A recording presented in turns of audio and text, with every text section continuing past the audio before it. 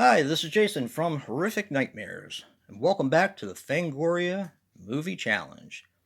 Now, this is the segment I've been doing with my good buddy Joe the Horror Man, where we're not only going to watch, but also review all 101 movies Fangoria thinks we should have seen.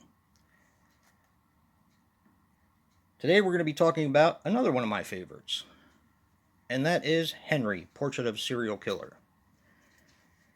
Henry, Portrait of a Serial Killer is a 1986 film, and that is debatable because it came out in 86, but it wasn't finally released until 1989. So, yeah. It runs approximately 82 minutes, and it is written and directed by John McNaughton. Now, he did Wild Things, The Borrower, and The Harvest. All three fantastic movies, except for I haven't seen The Borrower, but I will be soon, if that's any kind of a hint. Now, this stars Michael Rooker as Henry. He was in Guardians of the Galaxy, Slither, and Fantasy Island, the remake. Tracy Arnold as Becky. She was in The Borrower, The Other One, and The Shot. And Tom Towles as Otis. Now, unfortunately, he passed away on April 2nd, 2015, at the age of 65. He was in the Night of the Living Dead remake, Fortress, The Borrower, and most notably, The House of a Thousand Corpses. I believe he was in The Devil's Rejects too, if I'm not mistaken. Now, this is a film based on the life of Henry Lee Lucas, and the budget in this film was $111,000. It grossed $609,939. And it was the first movie of director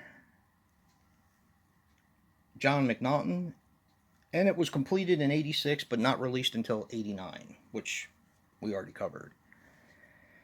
Now, the synopsis is it's about the life of Henry Lee Lucas, and that's basically all I'm going to say.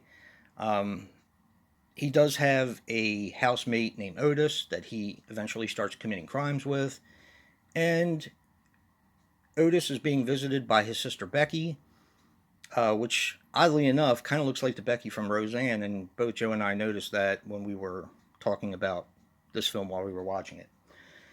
But those are your three main characters, and it is the life of Henry Lee Lucas. Now I get to say a lot about this film because I love this movie, and I think this film is a masterpiece. Now, this was the first, if I remember correctly, this was the first NC-17 film. I actually had heard about this movie. It was probably in Fangoria.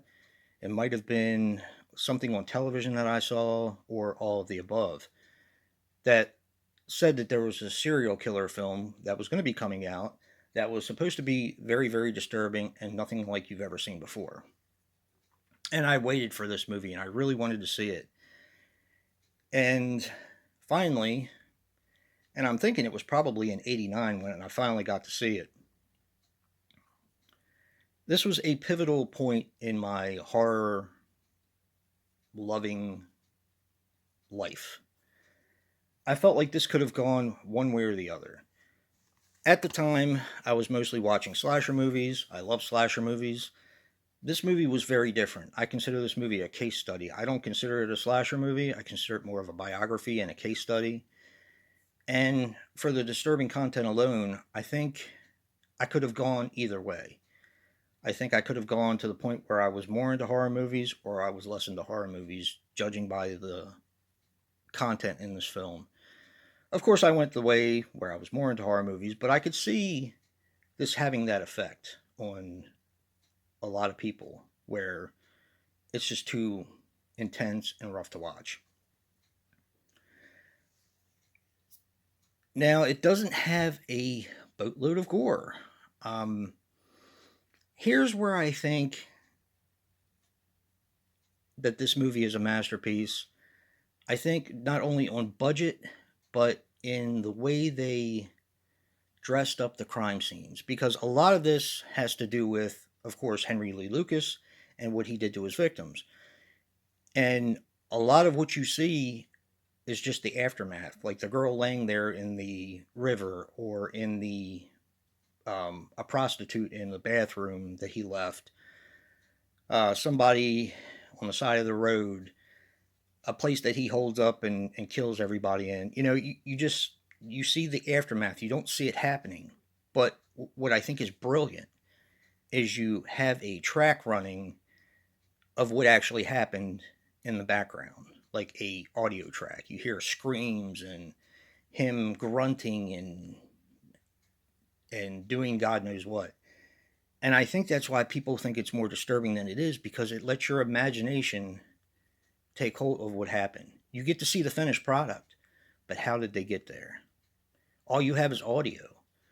But I know that in my mind, I'm processing what's happening, and I'm trying to visualize how the victim got from one place to the other. Now, there are some visually disturbing things in this film. The end is very disturbing. Um, Unlike anything I had seen at that time, which had a big effect on me. But I think the thing that had the biggest effect on me is I found myself, and maybe that's just something with me, maybe there's something wrong with me, there probably is, who knows. But I found myself rooting for Henry and Becky to kind of have a happily ever after and ride off into sunset. Which is weird, because you're rooting for a serial killer that is heinous and despicable and does the worst things to humanity.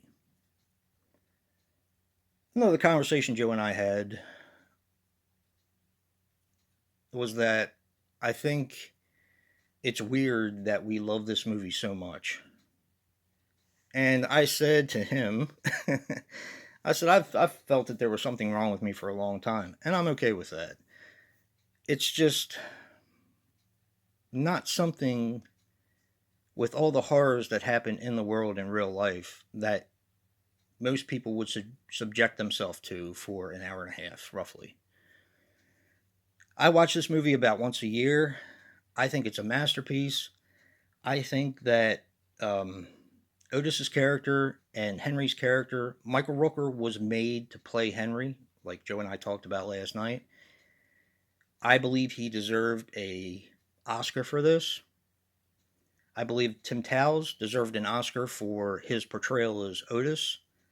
It's just, we've all seen things that maybe didn't deserve an Oscar but got it anyway. This movie deserved so much more than it's gotten. It is a fairly well known movie, but it's also one that probably a lot of people haven't seen due to the graphic